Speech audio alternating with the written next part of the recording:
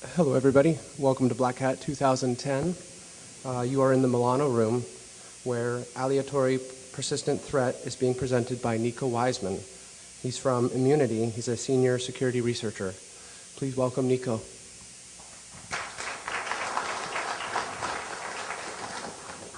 right, thank you. Can you guys hear me? Yes. Thank you for being here today. As he said, my name is Nicolas Waisman. I'm a senior security researcher at Immunity. I get to manage the Argentinian office of Immunity. So if you find that I have a very weird accent, that means because I usually speak Spanish. But anyways, if you have any question about, because probably I will pronounce some word bad, but you just stop me and let me know. Anyways, before we start, let me tell you what this presentation is not going to be about, so you can leave before we start. We are not going to talk about the Brazilian malware scene. We are not going to talk about the Chinese threat. We are not going to talk about Nigerian scam and stuff like that. In fact, it is my intention that we see the APT from a different perspective, which is what basically I do for a living, which is exploit writing. So my idea will be to start analyzing what companies understand as APT, but from the exploit writing point of view. So before we start, apparently aleatorism is not a very common English word, but it is in Spanish. So the direct translation looks like that. I looked at it in the dictionary, and it was there, so it is a word. But it's a Latin-based word which is based on alia, which it means the roll of dice, which being here in Blackhat makes double sense, which I didn't prepare. It was just pure luck as this presentation. So when I started with Immunity, like a long time ago, writing exploit, it was all Unix exploit, basically remotes. And then at some point, my boss, Dave, was like, yeah, Unix, not anymore. I have to move to Windows. So we started working on Windows remotes. And then Windows started implementing all the common protections that Linux has, like PAX and GRSEX and stuff like that. And then obviously the war got called because remote exploits were harder. People were investing in improving their servers. So researchers slowly start moving into client side, which are what we are going to talk about today, which are browser bugs. Back in the time, when I started, if you write a browser bug, people will look weird to you. It's like, that is lame, but not anymore, apparently. So everyone is moving to browser bugs, and that's what we are doing. And obviously, browser bugs takes a lot of attention from the media, as you can see on the titles there. Why browser bugs?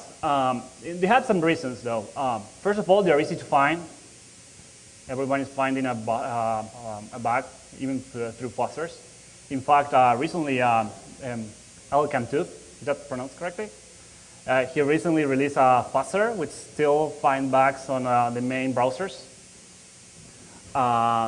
The interesting part about browsers is that the attack surface is huge, because you have from libraries parsing images to two embedded languages such as JavaScript and Visual Basic script. So it's big, the amount of things you can attack. At the same time, it's easy to exploit because you have a whole interpreted language that you can manage to do stuff in order to exploit it reliably. And then they are widespread. Everyone uses a browser. And obviously, it's a client side, and the client side is an open world to a network. So from that point on, you can get to the real thing. So that's why researchers and malware and bad guys are doing a lot of browsers. In any case, the big word is advanced persistent threat. That was a word invented, I think, by a company called Mandiant or something like that. I think they do government contracts. Basically, there was some kind of hypothetical attack against Google. It was called Operation Aurora. And then someone thought that it was a cool name to call it Advanced Persistent Thread, which the bug itself was basically a client-side bug, and someone just owned machines.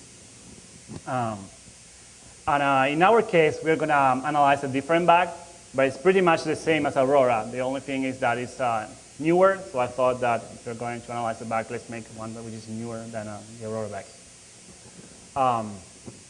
So let's talk about a little bit about what we are starting from the exploiting standing point of what advanced persistent thread means. In the case of advanced, we divide it in three different terms. For instance, the first one is stealthiness. Stealthiness has 3 steps, obviously, as every penetration test. The first part is obviously the one that's related with fingerprinting whatever you are trying to exploit, and that needs some stealthiness. You cannot make much traffic on the network, or else you get caught. The second part is obviously related with the exploitation part, which you need some kind of encoding not to get caught by antivirus, IDS, etc., etc. And finally, it's obviously the post-exploitation phase, where you don't have to be caught by whatever host intrusion detection system your attacker had, or an antivirus. Now, about reliability, that's was a difficult word to divide, because robustness and reliability are pretty much similar in a way, but we try to understand it differently. With reliability, we mean the part where the actual exploit primitive works. So that means, like, if you're exploiting a Stack Overflows, the reliability part will be the part that you do the whatever mem copy, string copy, etc., and you get EIP. Only that specific part. That's why we, it's a definition, and that's what the one we use. In the case of robustness, we think as an exploit being robust as the reliability in general, and that means the fingerprinting part, because nowadays every exploit needs a way to identify exactly which is exploiting. The part where you do a lot of QA in order to make it as universal as possible. And the part where it works, the shellcode has to try to identify all the potential errors that you can have on the different targets that you can potentially have, or network flaws, etc. And your shellcode has to handle all of that. And so that is all part of the robustness of an exploit. And then the other part is the persistent thread part, which in a way we cannot separate those words, because persistent thread indeed is a tautology. Because in our perspective, especially if we are talking about client-side exploit, you cannot say that a thread is not persistent. I mean, obviously, there are worms that get into networks and do stuff, but they're not a real threat. A real threat is the guy that gets into your network and starts sniffing your network, start doing man in the middle, start exploiting your VM set from their client side, etc., etc. So a real threat will be the threat that is persistent, and that's why those words cannot be separated from each other. So one of the things that I always thought about each time I see one of those bug get releases, like the Aurora bug or the EAPers bug, which is the one I'm going to talk about later, is that how those things get caught in the wild, though. Is there a guy like looking at the Wireshark like full day or what? And I came up with like 3 different options. 2 of them I crossed it down later. It's obviously IDS doesn't do anything against ODAs. They are parsers. So basically, you're putting a parser inside a parser in order to protect your network. And those parsers just look for signatures or protocol anomalies, which is not usually the case of a bug. And you can have like IDS ODA protection, which in a way works like a mafia, because like I find my own ODAs and I will protect you against my own guys. So that's basically how ODA protection works. And then you have honeypots, which, as far as I know, never found anything. I don't know if anyone knows of a bug that was found for a honeypot, but I don't recall anyone. So we get to the last point, which is basically what we are here for, which is unreliable exploits. Unreliable exploits are pretty much the only reason why ODEs get caught in the wild. And that's why we're going to talk about today, basically how a lot of the bugs which were found on the wild were basically found because they were bad written, especially related with client side. So let's talk a little bit more about bugs. Since obviously the advance of software, a lot of people getting conscious about bugs, about vulnerable API functions and stuff like that. The common memory corruption bug is pretty much dead. Obviously, you can still find it, but most of the bugs these days are related with things a little bit more complex. And that is the case of use after free, which is basically what we're going to talk about today. Use after free bugs are the new memory corruption in a way. Almost all the last client-side exploits were use after free, at least the important ones, obviously. And basically, the definition of a use after free is really, really simple. So basically, a use after free is memory that is used after it was previously deallocated. So to make it even easier, I put a timeline, and you have two moments. You have the first moment where objects get free. I mean, I'm looking like a 2-year-old teacher, but at some point, I bet it's going to make sense, because I will explain why I'm explaining this way. So we have a timeline. We have the first moment, which is an object gets free. Then we have a second moment, which means the object gets used. So something in the middle happens, and the object gets replaced for something else, and then it gets exploited. That's how usually use after free works. If we can go back in history, I think that in a way, a double free bug, which was common some time ago, is in a way a use after free. Some memory gets free, and then gets double free at some point. So in a way, it's similar in the concept of a use after free. So finding a use after free, I mean, you can still find it by fuzzing, which is good. Finding it by auditing, it's not that hard, but obviously it's going to get harder and harder each day. This is three of the common techniques. There's a really nice paper written by Mark Doe, Ryan Smith, and I don't know the other guy's first name, Dewey something. What's his name? David Dewey. Sorry, David, if you're here. Basically, the first method is the most common one, which is basically a method or a property is retaining an object, and it forgets to increment a counter. All the objects has a counter. A counter helps you to keep a track of where an object has been used.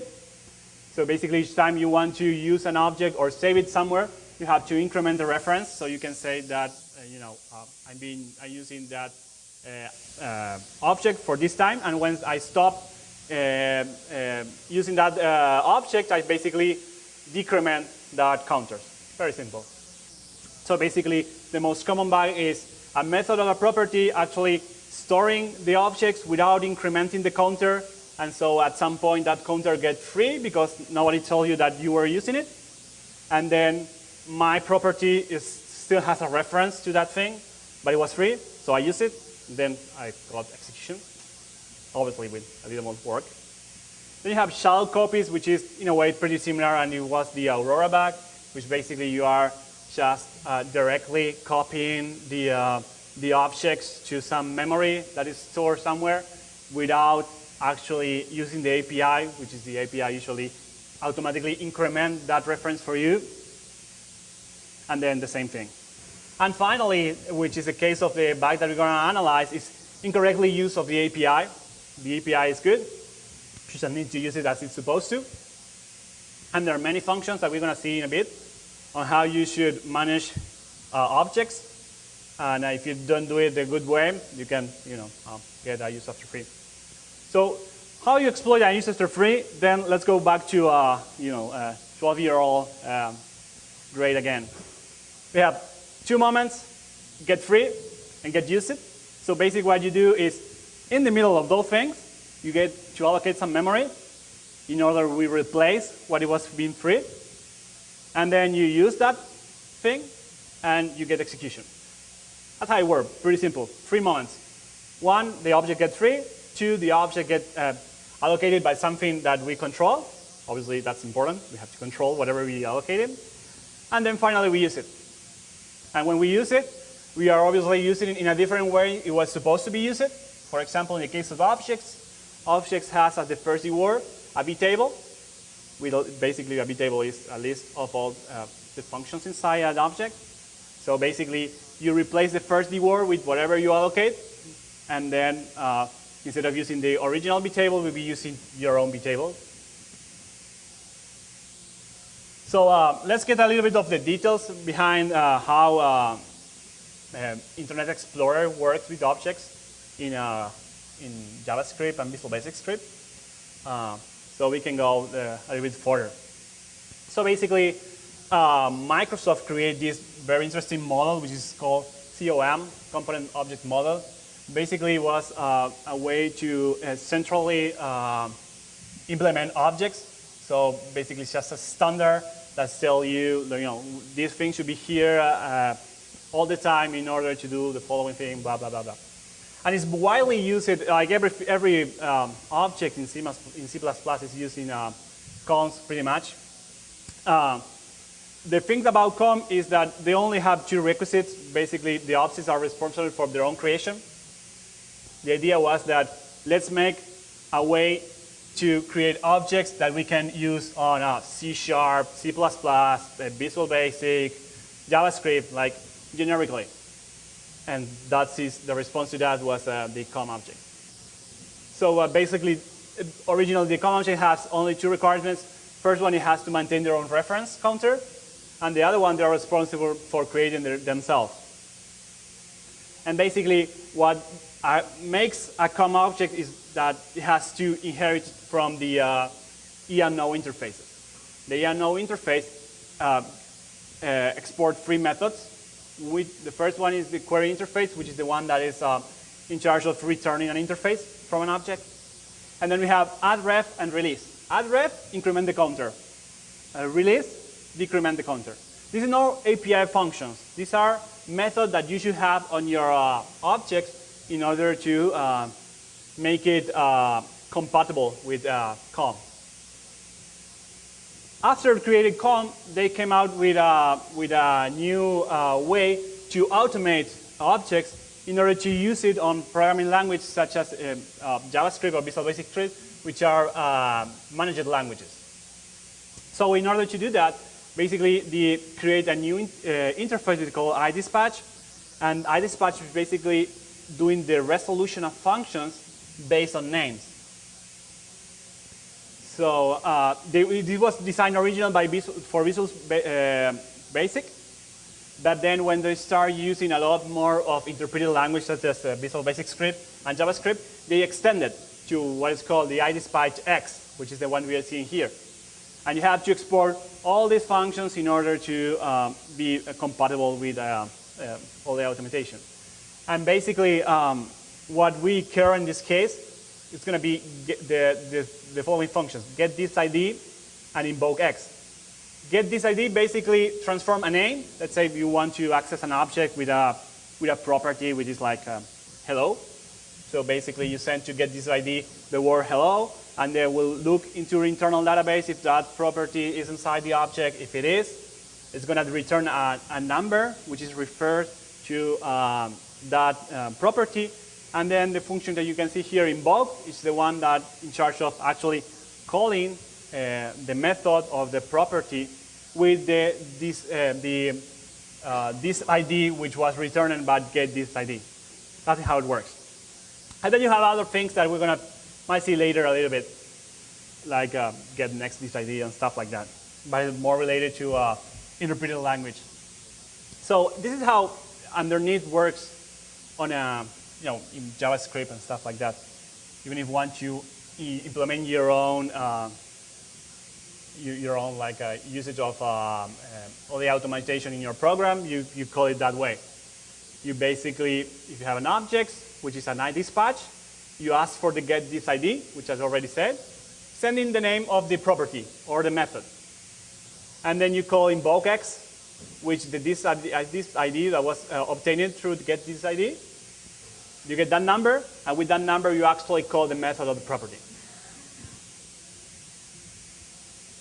So let's speak a little bit about variants, and we will soon get down to business, but we have to go through all the introduction to understand a little bit later. So variants basically are a common way to communicate with COM objects. They're very simple data structures. Basically, it has a small field that says which type of content that variant has inside, and then it has a big union with a lot of different types of things that variant can hold.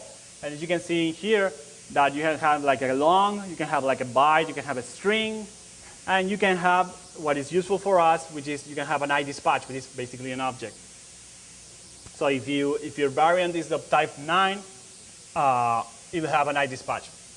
The interesting part about the variants is that each functions that receive a variant, which usually properties and methods inside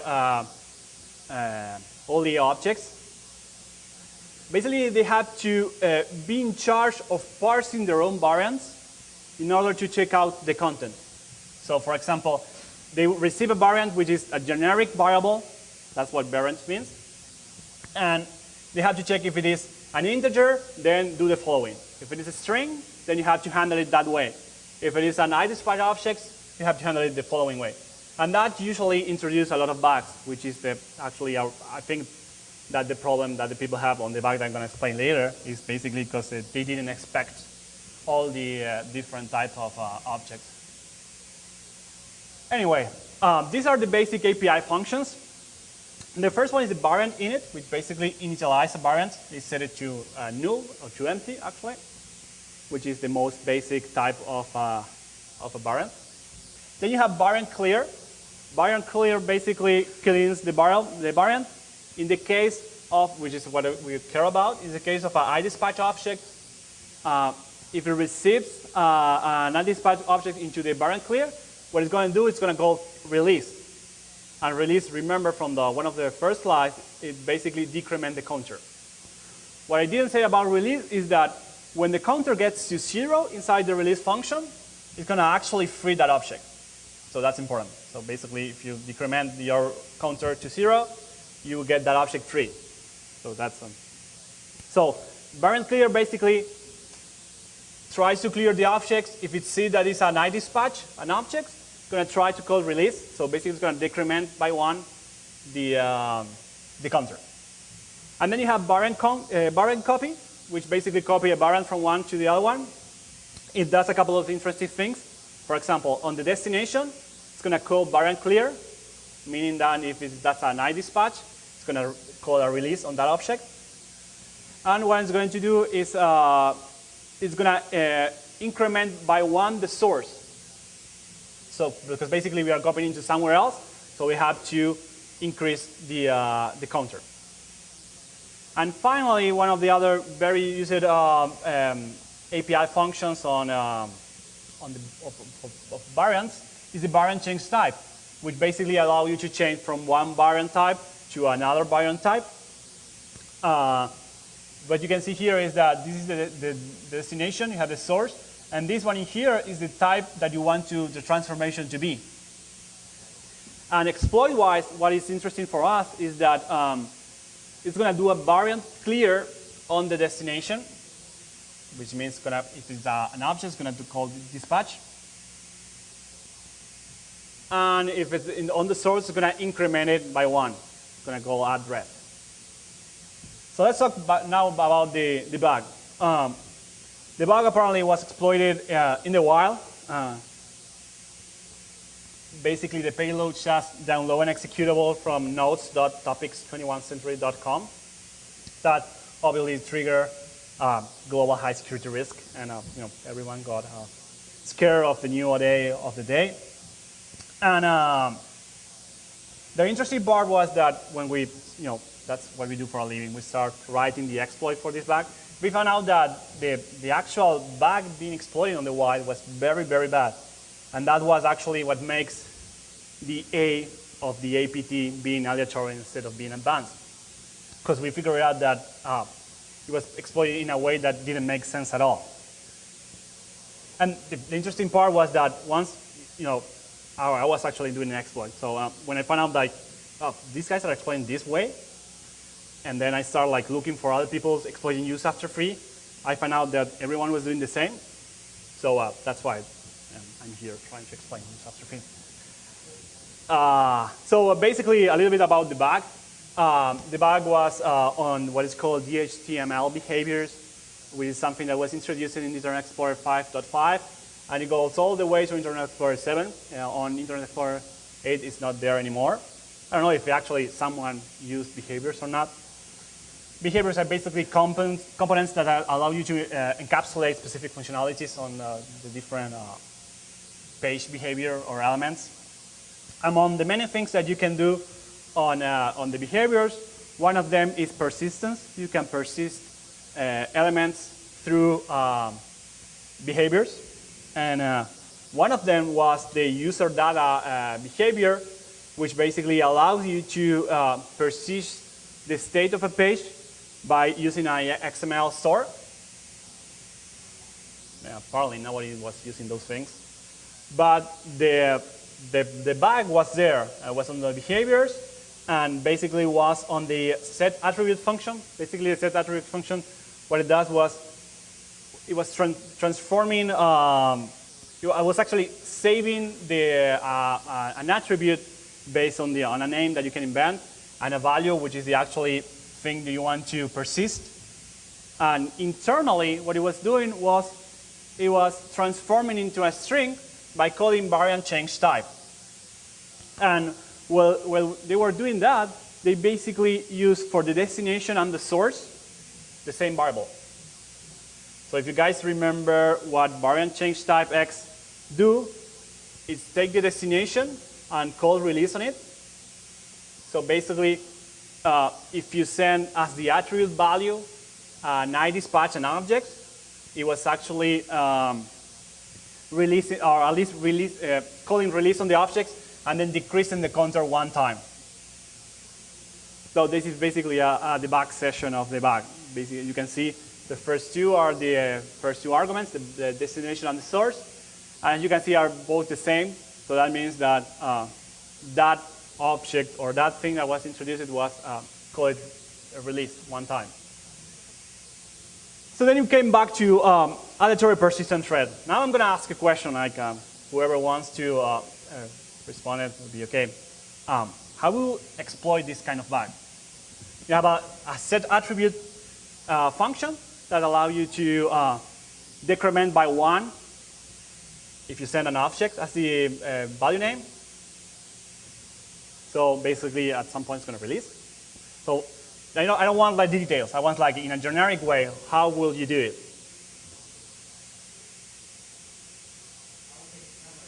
Allocate some memory. That's it. So basically, if we're feeling it in a timetable way, we call set attribute in order to decrease until it gets to 0 and release, right?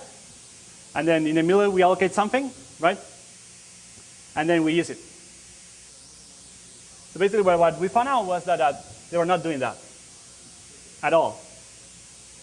Let me explain a little bit of how this exploit works. This is actually the exploit that was found on the wild. I don't know who found it, but it's exactly the same. I didn't even change the names because they were weird.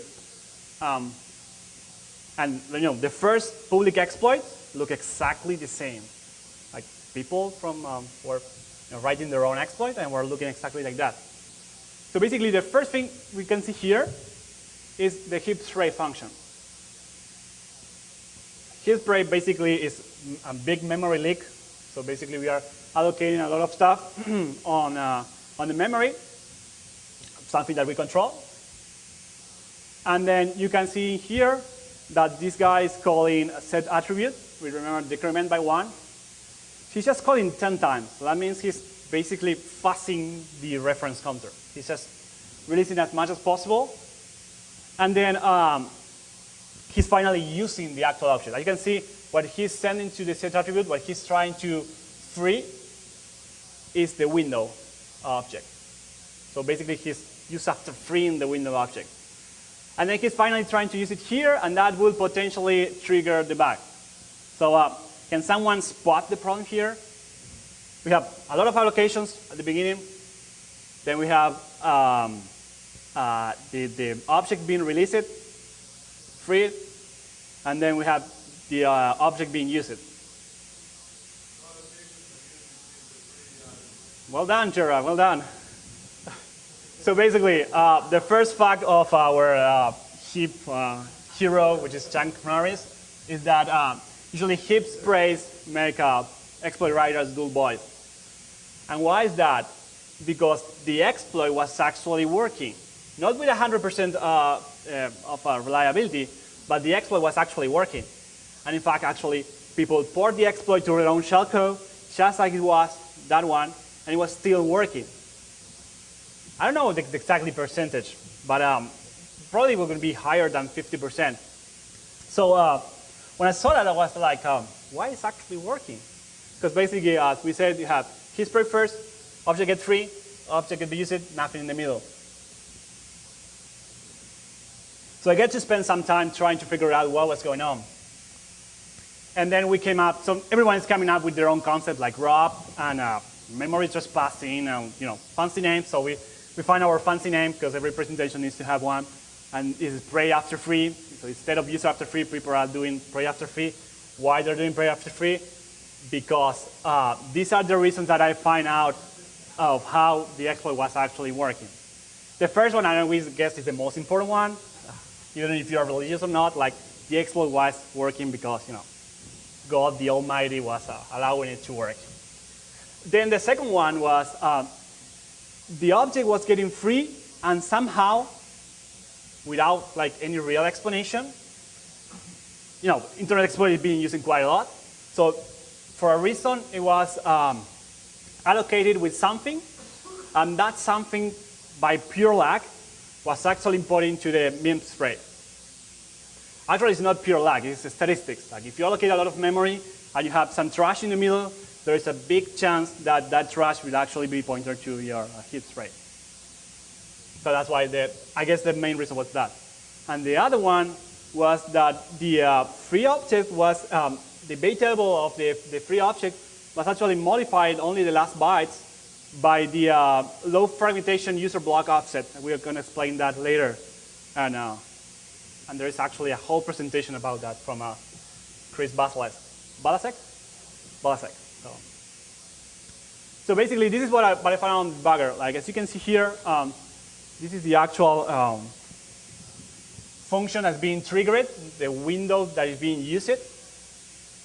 And as you can see, ECX is the actual, ECX.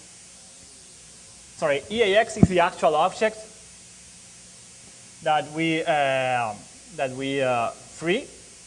And as you can see here, the B table, which is the first word of that object, it's something like a string, 4C41. And that, by pure luck, was actually pointing to the heap tray, and it was working. In this case, you try it again, and it doesn't work that way. Or it's a different string, or it's a completely different thing. Now, there are other problems with the debug. Let me go back again. The first thing, one of the things was that thing in the middle that was not there. Now what it was allocating and actually replacing that object.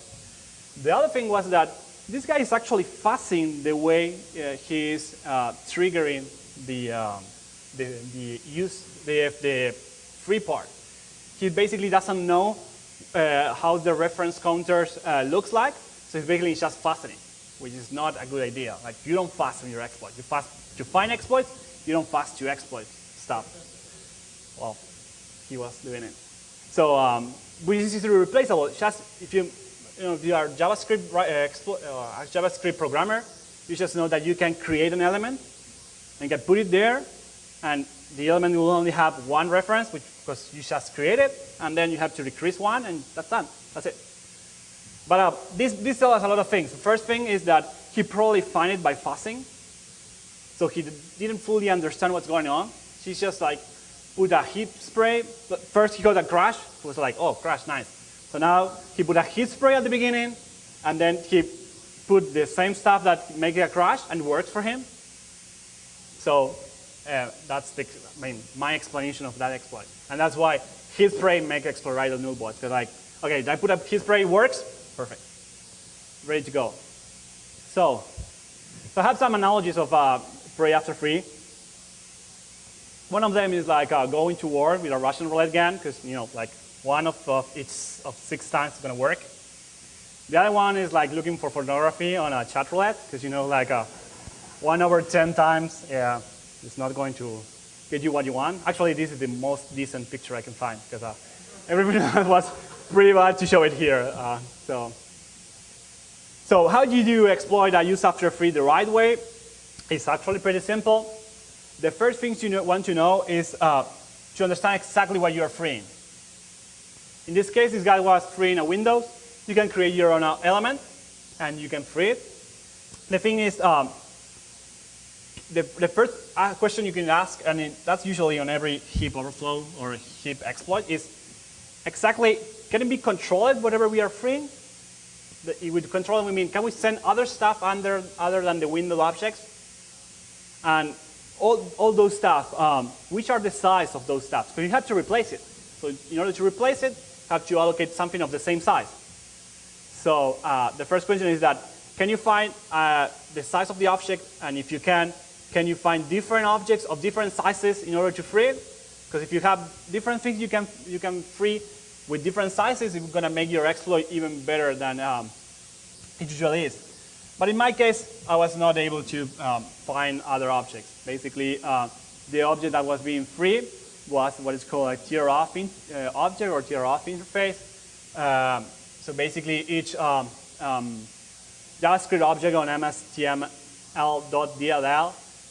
either a document, a Windows, an element, etc., in JavaScript had a representation which is based on a tear-off object. A tear-off object is basically a wrapper of all the other objects. It has as,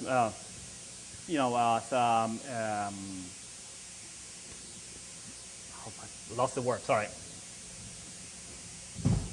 So basically the objective of the tear-off is to basically to create an object and maintain the reference to that object. That was the word.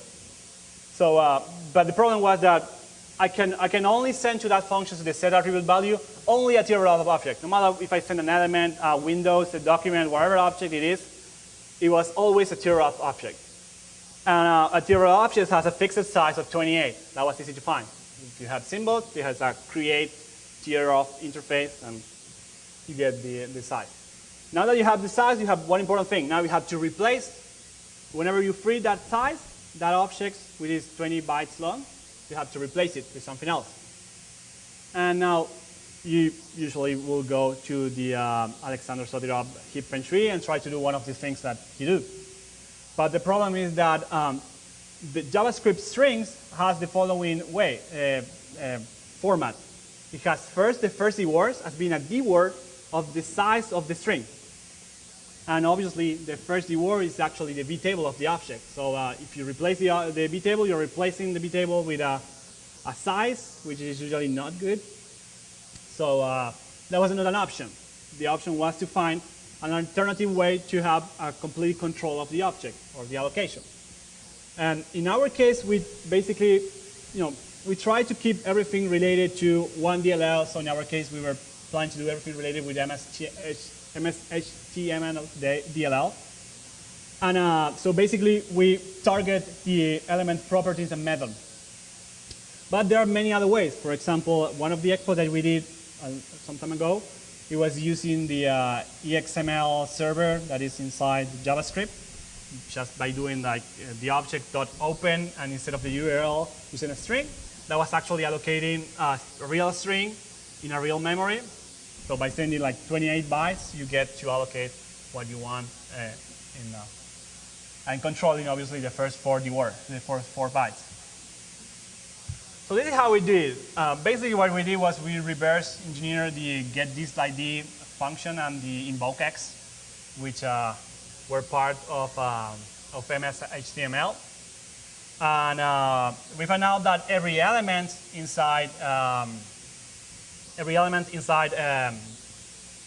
MS-HTML has an interface which is inherited from C element and at the same time from cbase.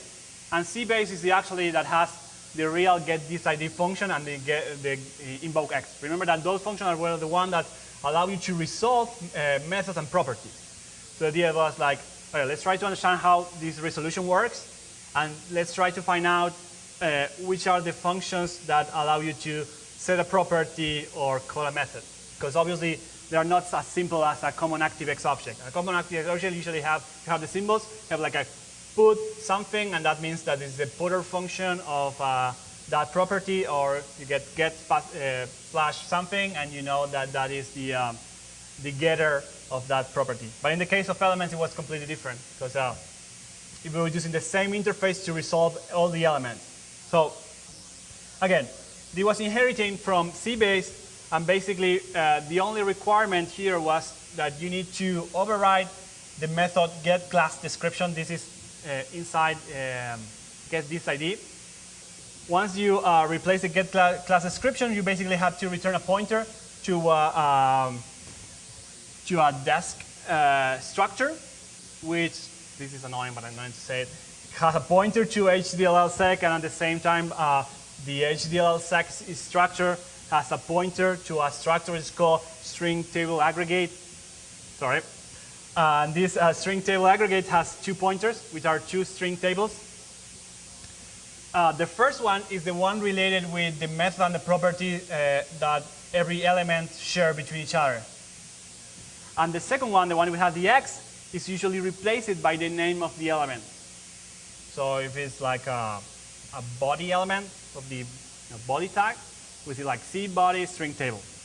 So in this string table, there is a lot of pointers to structures that has all the information about each of the properties.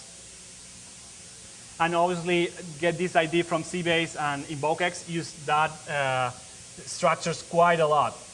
So again, our objective is to find out exactly for each method or for each property which exactly function is using, so we can analyze that function and see if that function is actually allocating a controllable string or other stuff. Obviously, this is very useful from an auditing standing point, because you can audit all the setter and getters and methods from the elements. So basically, each pointer on that string table has a pointer to this structure, which is the associate B table structure. This holds another pointer to the prop description. This is basically the structure that holds all the information of each method or property inside an element. And what you see here, for example, you have the hash, which is a hash of the string, which is used to find the string fastly through that structure. And then you have a couple of index in here, which is a byte long. They are indexed into a big table. The function one is the one that has the index for a function table, which is the one responsible for actually doing the getter and setter or calling or the actual method. And the UID is related with the UID of that object. So it's like the body, it will be the UID of the element object for body. And then on the property description, you have the actual name or an alternative name of the property. And then you have a lot of flags we are not going to explain. And you have this keyword here, which is called WIMP function, which is basically an offset to another big table of functions, which are the invoke functions. Invoke function, basically, what it does, we can see here in code, which is easier. There, basically, we have first the index to the UID, and that will give us the actual UUID of that element. And then with that UID, we do a query interface, which, as you guys have already said, the query interface is the one that returns interfaces. And so we're going to get the actual interface of that element. Because remember, the getThisID and the invokeX are both a very generic function for all the different elements. So if they are adding new elements, instead of writing the raw objects, it's just adding those stuff there. And then we have a function index, which was on the WIID index function. And then, first of all, it actually calls an invoke function, which is the one that gets all the parameters correctly, and depending of which type of property it is, it's going to have a different invoke function. For example, if it's going to be a string, there is invoke functions called put string or put variant, etc., or depending how many arguments it has a completely different invoke functions. The invoke function basically just transform all the elements in order to actually call the function that is in charge of this setter and the getter or the method. And the actual function that is going to do all the setter and getter is the resulting from the objects from UUID and the function index. The function index is basically an index to the B table that allow you to get into the function. Now, all that works just to get string allocation. So that's how Explorer are these days. Hard. So basically, you end up in this function, which is, as you can see, a function that is allocating from the process heap, which is the default heap, and it's allocating the size that you're sending. And then after that, it's doing a mem copy for the new allocated memory, just like it is. It's not copying like the the length at the beginning of the object. So that's helped us to exploit this bug. That's how we did it. But there are actually easier ways by doing dynamic analysis, which is basically what we actually did too. We create a small immunity debugger script, which we are going to release at some point, which basically do very simple stuff. First of all, it set a hook on getThisID that allows me to obtain the number of the name of the property and the ID of that property once obviously the function is being called. And then whenever invoke X gets triggered, which is the actual function that is going to call our method or our property, we set up at the beginning of that function, we set up the allocation and the allocation hooks. The RTL allocate heap hook was going to give us the size of whatever is allocated during that method of property. And then we have RTL free heap, which is actually the one that's going to free that memory. And finally, at the end of invoke X, because basically we are a breakpoint at the beginning of invoke X, setting the hooks with all the allocations, and then we are setting a hook at the end. So whenever that gets triggered, we set all the allocation and the allocations at the end of invoke X. We unset all those hooks, and then we have like a nice list of things that happen during that invokes, which is what we're looking for. And basically, in order to test it, we just create a small script that basically loops over all the properties on an object and just put as random string. And that's what basically we found. Like just by basically or randomly fuzzing the properties with a string, you get, as you can see here, this is the actual property that is being called, hidden. And then you can see that this property is actually allocating two memories, 1 and 2. One of them is being free. And then basically we have at the end of invoke X a small script that tells you if a memory leak was found or not. It's not a real memory leak, but it's still something that during the life of that invoke X or that call to the property of method was allocated and not deallocated. And so basically we can see that this allocation here of a size of 18, which is based on our string, it was actually allocating a string, and as you can see, the first D words are our control. This is in Unicode, but you can easily change it into ASCII. And so we did it with all the different properties, and we know now how we can potentially, do an allocation of the exact size that we want.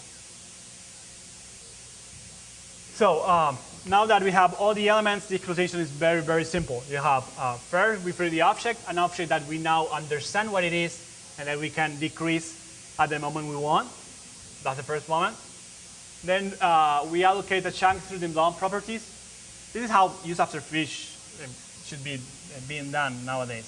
And I know there are people doing that. It's not like rocket science, but just a way to show how it works. And then finally, you use the object, which is now under your control. You control the B table, you can use it. Now, hit tray now makes sense. Like you can now hit tray and point it into a place where you know that the hit tray will actually gonna be there, not just randomly pointing to something that you might control or not. So the second fact of the day is winners use hit spray consciously. I mean, it's not bad to use hit spray, but you have to use it understanding what's going on. So this is like a bonus slide, basically on Internet Explorer 8. They fix the common hit spray, and basically if you do that, I think Skyline was the first guy that made that hit spray. If you do that, it won't work. So basically when we start doing Internet Explorer 8 exploits, we start like thinking, oh, well, how we can allocate and do a hit spray by doing like circular memory leaks and all kind of complex stuff, and then in the end it was very simple. We were just, instead of using directly a string, we were using a reference to the first entry of an array, and works perfectly. So that's what we are using. And there are many ways to do it. I hope they don't fix that, but if they fix, there are other ways. So how do you do it in a non-traditional way? How do you exploit use after free in a non-traditional way? And basically what we came out with is object replacement, but I didn't see it on the wild, but probably might be some people doing it.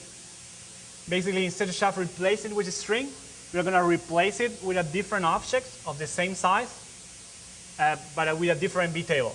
It's not easy, but it's possible.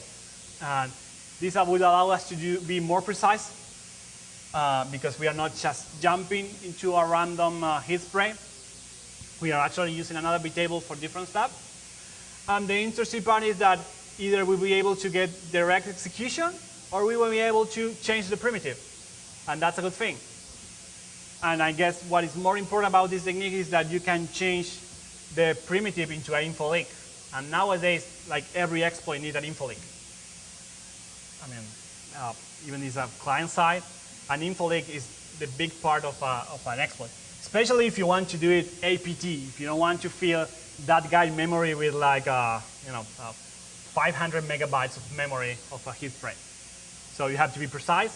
So in order to get also the info leak will allow you not only to obtain information on the heap, but also will allow you to obtain DLLs and then do the return to libc or ROP, etc.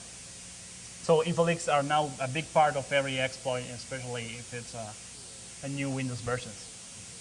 So in order to exploit use after free by replacing an object, the first thing you want to do is to identify the triggering function.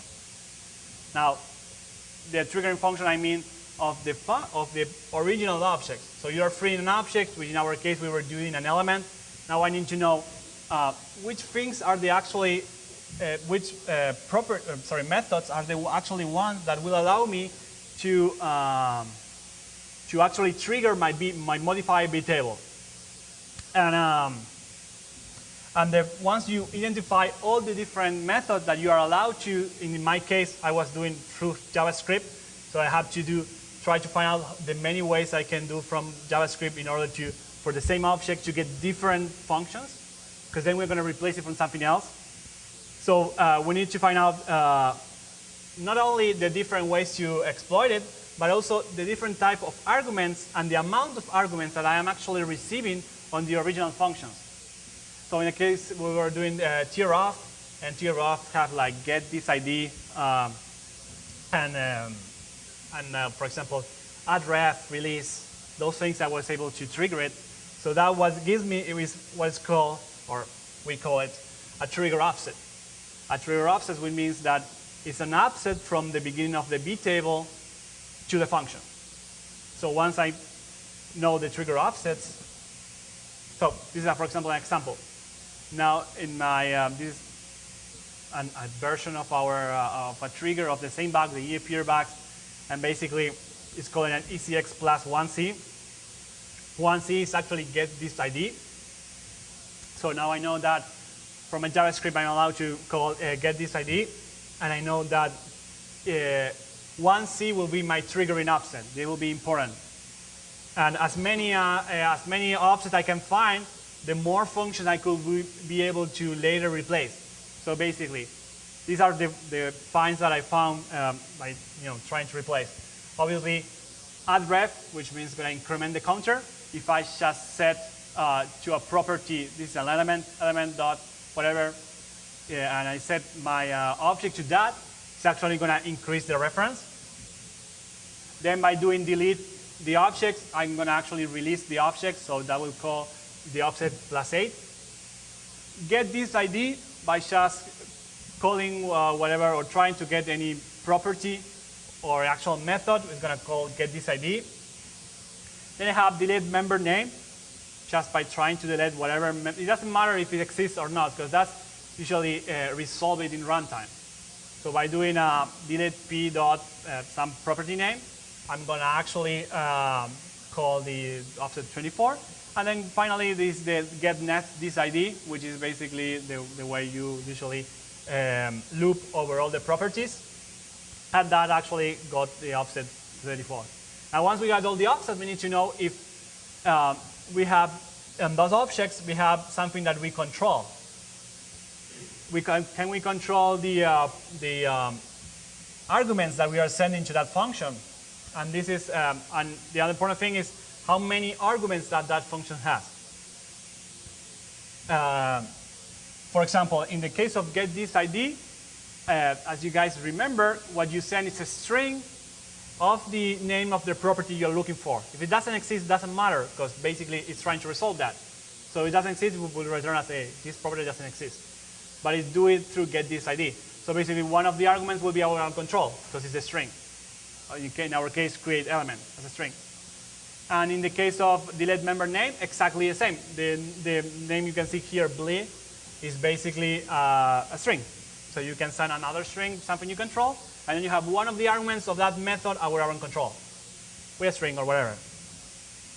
So once you know exactly all your triggering offsets, now you know for each triggering offset, you know how many parameters you are sending to that function, and then you know which ones are in your control, etc., etc. Now you have to find all the potential objects that you can replace with that original object. And that could be very, very hard to find. It is. But it's possible. There are, in fact, a lot of objects of that size. And that's why at the beginning I said that if you can control what you are freeing, it's better. Because in our case, we were stuck to 28 bytes, which was the tier of interface. But if you can, potentially you can send different stuff, then you have different sizes of those objects to play with. And then you can find way more replacement objects to exploit. So once you find all the list of different objects that you can see here, right, if you do it with IDA, it's very simple. Just search immediate value, because usually objects are allocated with a fixed value because they're always the same size. So you will see like a push something, then call new or call malloc, whatever. And then at the end, we will see that it's actually creating all the objects. So if you, with IDA, you just search immediate value, you get the list of all the immediate values, and then you just order it by instruction, and then just go to push, and that's pretty simple, and then you find all the push 28. So once you find all the different objects, you need to check the B table. The first thing that you want to avoid is every object that looks exactly like yours. Like if my object is actually doing get this ID, I'm screwed, because get this ID will work as it's supposed to work, and then it doesn't make much sense to me. Basically, I'm replacing an element with another element, and I mean, I couldn't get anything out of that. But there are other types of objects that has the same different methods at the same triggering offsets. And once you find all of that, you need to check all the triggering offsets you have. That's why if you have more triggering offsets, it's better for you. And you have to find out all the arguments of that method and how they use it. Because if you know that, you start combining things and you see like, oh, this argument is the string to get this ID. But in this case, it's being used in order to save some pointers. That's win. That's basically an inflict. So, or it's using that string as an object, and it's actually calling the B table directly from that string. That's another win. So for each element objects, apart from the tier of interface, there is their own object. And it's not an iDispatch related object. iDispatch is the one that we want to ignore, because iDispatch will get this ID and all the stuff. We want to ignore that. But for each element, and actually not only these are the elements created through a create element, but also the elements that you directly write on an HTML has a completely different object too. And I make a nice list. I don't know if you guys can read it, but you can download the slides later. I find out all the different elements. That took me some time, and the different size of each. So like, for example, you can see in 28, I have all these elements which were allocated on the size 28. And that was pretty useful. So once we have all these things together, there are different tricks you can pull. The first one, and I guess this will be the most important, you basically try to abuse with the replacement function. So basically you check the arguments, you see that on the argument string it's actually using, it's being used by, jumping to an object or something else, then you call that function and it's going to work. And usually you can change your primitive into, using arguments as a function pointer or as a write for or as an info leak, etc., etc. Actually, what we're probably looking for is an info leak in this, or in all the cases.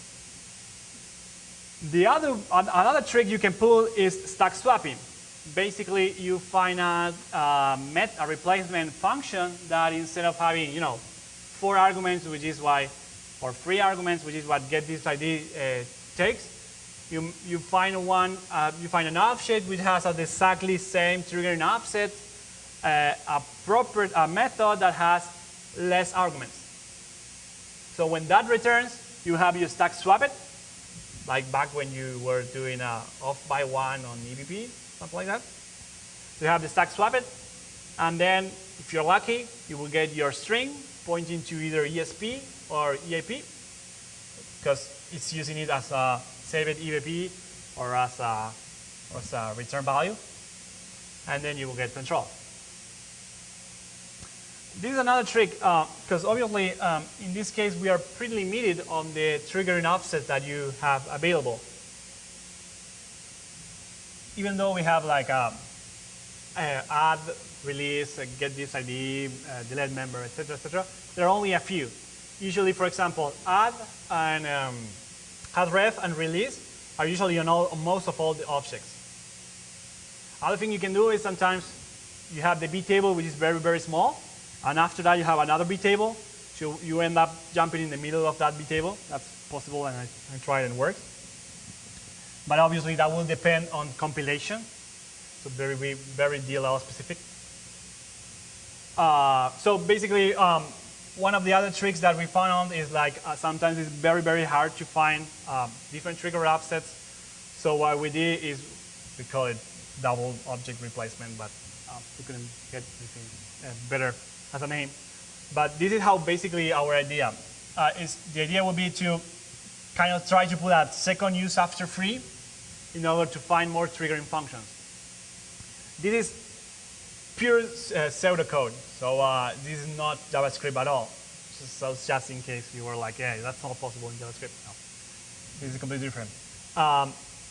Basically, as every use after free, you first have your original object, and then you call set attribute in order to release and free that object. The object was free, but A is still pointing there. That's the whole point of a use after free. And then basically what you do is you find a replacement object which allocates some memory. It has to be the same size. That allocates some memory and replace the original object. And basically we have A now pointing to the object, and obviously B. So what you do basically is you do a delete A in order to actually, delete the replacement object.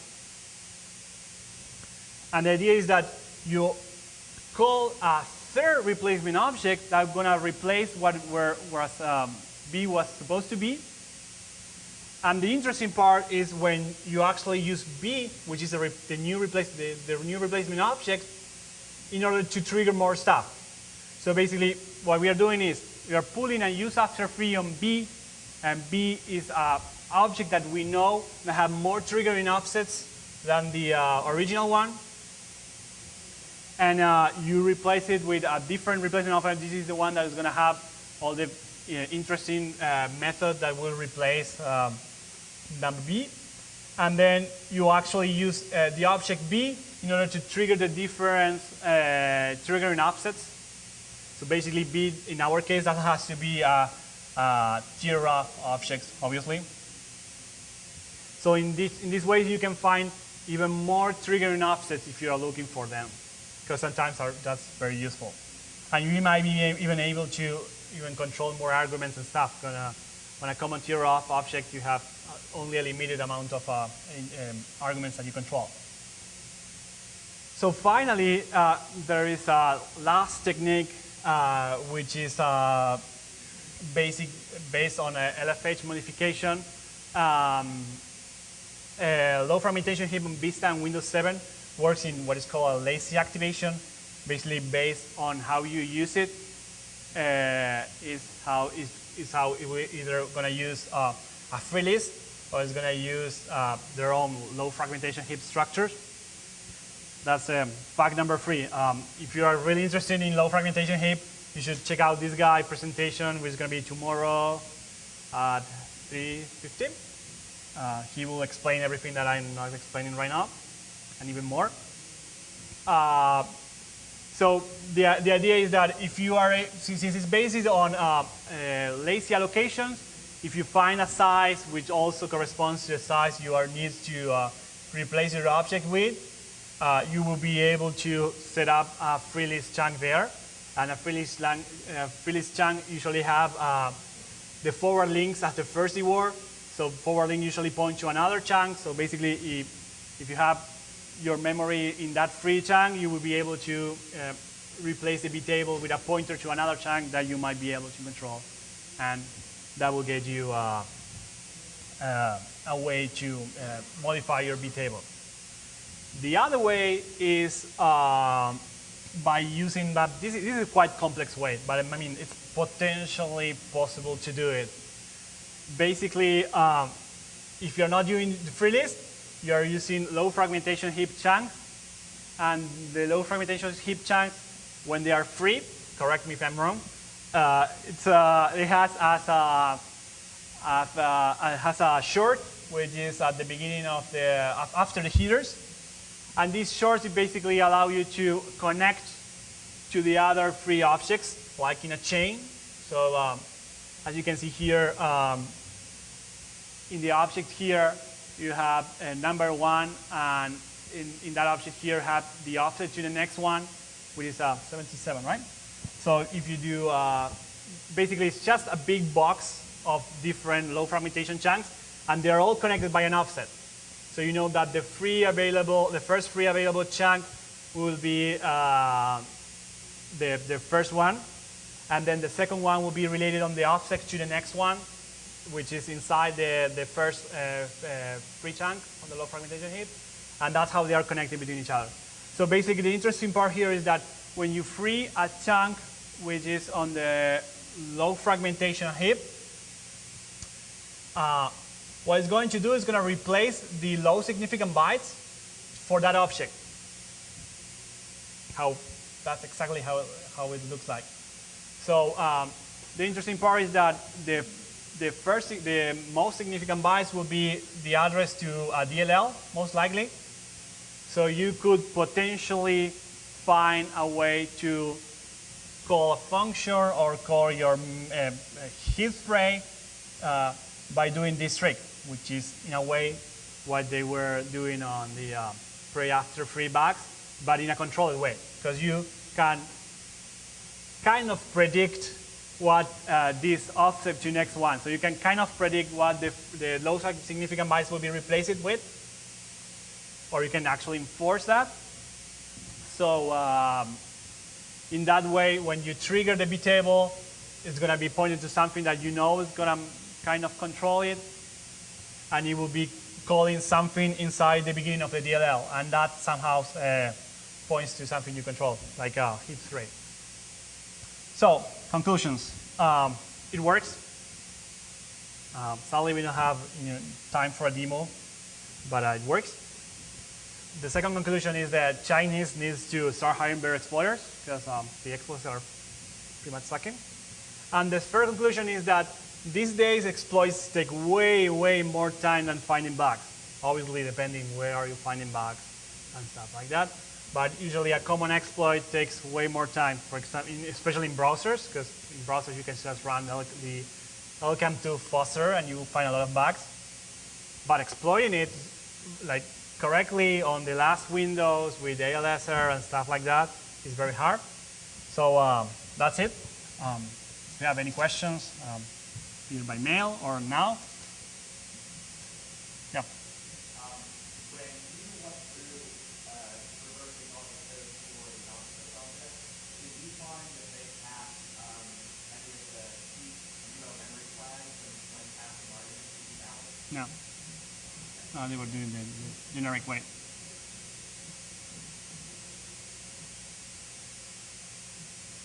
All right, thank you.